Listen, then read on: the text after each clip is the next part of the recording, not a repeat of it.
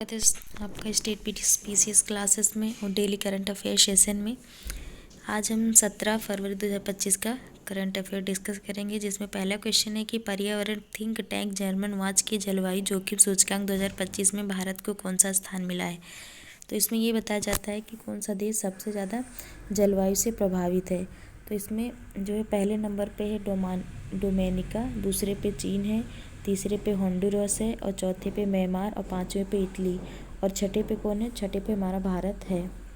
तो ये जो है सीरीज वाइज किसका किसका कौन सा नंबर है और इसमें जो है कब से कब तक के आंकड़े लिए गए हैं। तो इसमें 1993 से 2022 तक के आंकड़े, मतलब 30 वर्षों के आंकड़े लिए गए हैं।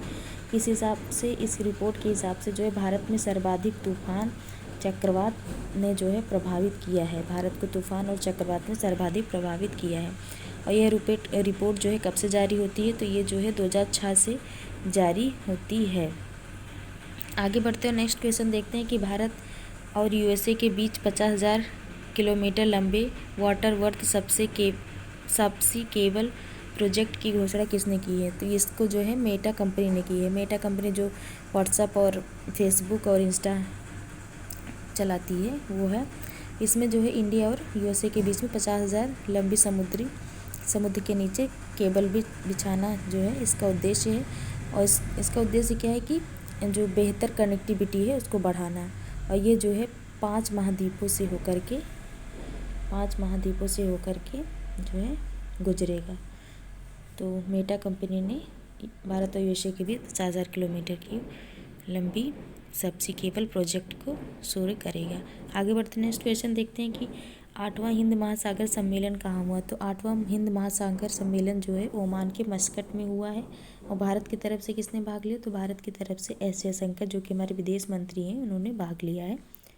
और थीम क्या है इसकी, तो थीम इस बार रही है समुद्री साझेदारी के लिए नए क्षितिज की खोज। क्रम आपको पता ही है कि 8वां क्रम है। और जो 7वां क्रम था वो कहाँ पे हुआ था, तो वो जो है ऑस्ट्रेलिया में हुआ था। इसकी स्थापना कब हुई है हिंद महासागर सम्मेलन का, तो इसकी स्थापना 1997 में स्थापना हो गई है। तो देखते हैं इसकी मैपिंग के थ्रू जो है कि अफ्रीका और कौन कौन सी जल संधि है।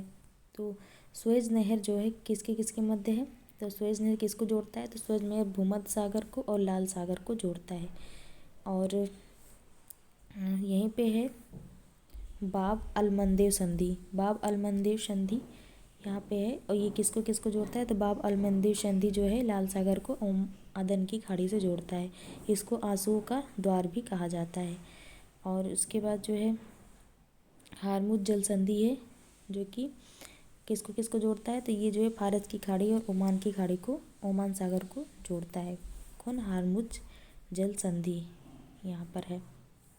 आगे बढ़ते हैं और देखते हैं कि भारत और श्रीलंका के मध्य कौन सी संधि है, तो भारत और श्रीलंका के मध्य जो है पाक जल संधि है।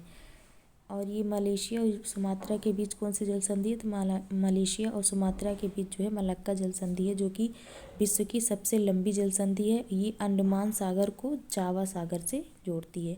तो ये सभी जल संधि रही इम्पोर्टेंट, इसको आप लोग याद रखिएगा। आगे बढ़ते हैं और नेक्स्ट क्वेश्चन देखते हैं कि सकारात्मक डोपिंग परीक्षण के बाद 3 महीने का प्रतिबंध झेलने वाले जेनिक सिनर का संबंध किससे है।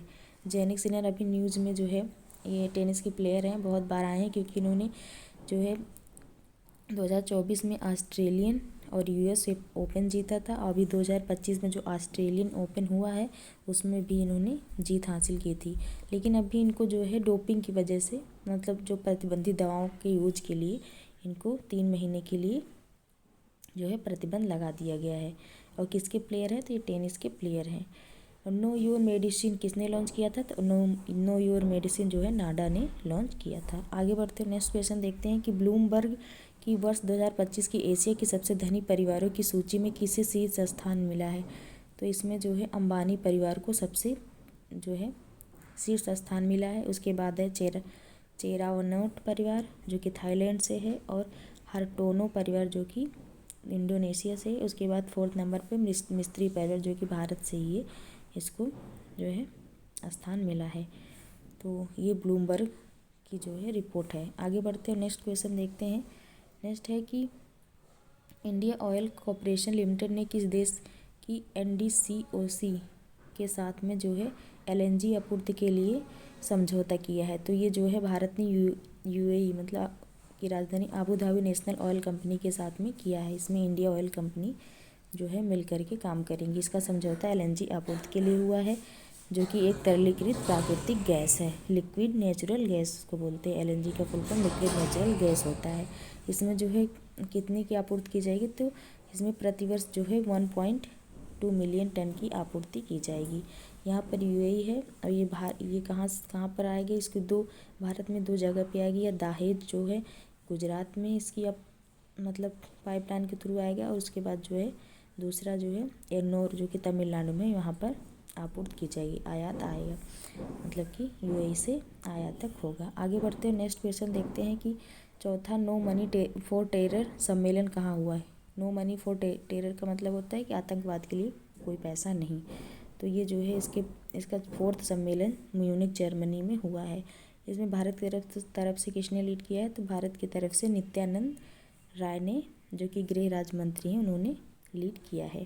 तो देखेंगे इसकी पहली, दूसरी और तीसरी इसका सम्मेलन कहाँ पर हो चुका है। तो पहला सम्मेलन 2018 में फ्रांस के पेरिस में हुआ था। सेकंड सम्मेलन 2019 ऑस्ट्रेलिया के मेलबर्न में हुआ था। और थर्ड सम्मेलन 2022 में हुआ था, वो भारत में हुआ था।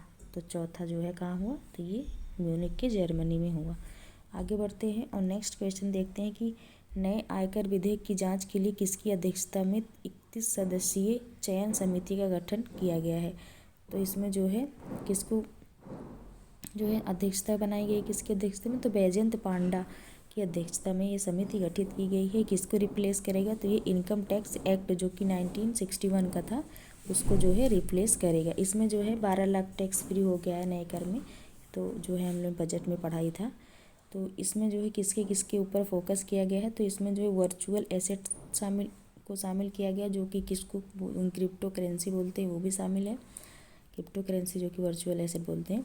और दान को अधिक स्पष्ट किया गया है कि कहाँ कितना दान दे रहा है, उसको मतलब ब्लैक मनी में तो कन्वर्ट नहीं किया जा रहा है, इस पे फोकस किया गया है। उसके बाद NGO पर फोकस किया गया है, कानून को सरल बनाया गया है, और उसके बाद स्टार्टअप को बढ़ाना, ये सभी इसमें शामिल हैं। आगे बढ़ते हैं, नेक्स्ट क्वेश्चन देखते हैं कि दिवंगत विमला बहुगुणा का संबंध किससे है? तो ये जो है इनका संबंध, ये किसकी पत्नी थी? तो ये जो सुंदरलाल बहुगुणा, अभी उनकी हाल ही में उनकी भी डेथ हुई है, मतलब तो उनकी पत्नी है ये। और ये जो है चिपको आंदोलन से संबंधित थी 1973 में, जो कि उत्तराखंड चमोली में हुआ था। पेड़ों के संरक्षण के लिए इन लोगों ने जो है पेड़ों के संरक्षण के लिए पेड़ से चिपक गए थे। तो चिपको आंदोलन उत्तराखंड में हुआ था, ये इससे संबंधित है। और जो भूदान आंदोलन शुरू किया गया था किसके द्वारा? विनोबा भावे के द्वारा आंध्र प्रदेश में शुरू किया गया था, उससे भी संबंधित है। और टिहरी बांध के विरोध में जो महिलाओं को जो है इन्होंने एकत्रित किया था, उससे भी इनका संबंध है। और नर्मदा बचाओ आंदोलन जो कि किसने शुरू किया था? तो मेधा पाटकर ने शुरू किया था, उसमें भी इनका योगदान रहा है। तो इनका जो है चिपको आंदोलन, भूदान आंदोलन और टिहरी बांध आंदोलन में और नर्मदा बचाओ आंदोलन में, सब में इनका जो है विमला बहुगुणा का, ये सुंदरलाल बहुगुणा की पत्नी है, इनका जो है योगदान रहा है। अभी जो है इनकी हाल ही में डेथ हो गई है। आगे बढ़ते हुए नेक्स्ट क्वेश्चन देखते हैं कि यूके के मानद नागरिक पुरुष the most excellent order of the British empire civil division से किसे सम्मानित किया गया है? तो इसमें जो है किसको सम्मानित किया गया है? तो N चंद्रशेखरन को सम्मानित किया गया है। ये जो है इनको भी पहले जो है 2023 में फ्रांस का भी सर्वोच्च सम्मान मिल चुका है, और 2022 में पद्म भूषण पुरस्कार भी मिला है। आगे देखते हैं और आज का शॉर्ट न्यूज़ क्या है देखते हैं। आज की शॉर्ट न्यूज़ है कि M23 विद्रोही समूह ने पूर्वी कांगो के रणनीतिक शहर बुकावू में किया जो है प्रकोप। उसके बाद जो है दूसरा है कि राष्ट्रपति द्रौपदी मुर्मू ने आर्ट ऑफ लिविंग द्वारा आयोजित अंतर्राष्ट्रीय महिला सम्मेलन का कहाँ पे उद्घाटन किया? तो ये जो है बेंगलुरु में उद्घाटन किया। और थर्ड है कि यूक्रेन युद्ध पर सऊदी अरब में होगी USA और रूस की वार्ता जो है कहाँ पर होगी? क्योंकि इतने दिनों बाद जो है कहाँ के USA के राष्ट्रपति डोनाल्ड ट्रंप और रूस के व्लादिमीर पुतिन की बैठक कहाँ पर होगी? तो ये जो है सऊदी अरब में प्रस्तावित है। यूक्रेन के जो मुद्दे हैं जिस पे इतने दिनों से सालों से जो है युद्ध चल रहा है, तो उस पर बातचीत होगी, लेकिन इसमें यूक्रेन को नहीं बुलाया गया है। तो नेक्स्ट देखते हैं कि IIT गुवाहाटी ने ठंडे मौसम के लिए सफाई और लचीले हीटिंग फैब्रिक का किया आविष्कार। तो ये सभी आज के जो है शॉर्ट न्यूज़ रहे हैं। तो आप सभी को ये करंट अफेयर की वीडियो जो है डेली कंटिन्यू करना है, ताकि आप लोग जो है लास्ट में दिक्कत ना हो आपको करंट अफेयर रिवीजन करने में।